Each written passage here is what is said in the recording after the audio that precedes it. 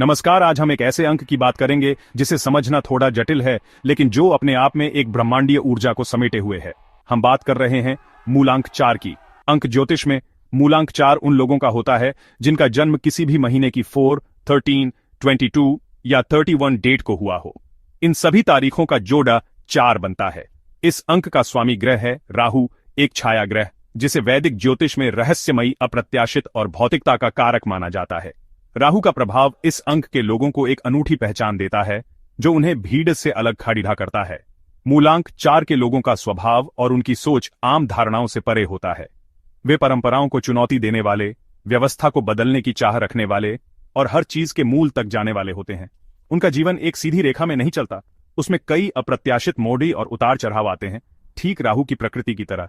वे अनुशासन प्रिय होते हैं, लेकिन उनका अनुशासन किसी बाहरी दबाव का परिणाम नहीं, बल्कि उनके अपने बनाए हुए नियमों का होता है।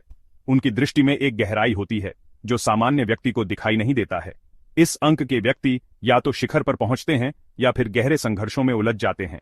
उनके लिए बीच का कोई रास्ता नहीं होता।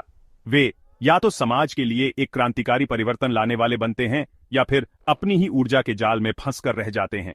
आज हम इसी रहस्यमयी अंक 4 के व्यक्तित्व की परतों को खोलेंगे, उनके सकारात्मक और नकारात्मक पहलुओं को समझेंगे और यह जानेंगे कि कैसे वे अपनी अद्वितीय ऊर्जा को सही दिशा देकर जीवन में संतुलन और सफलता पा सकते हैं।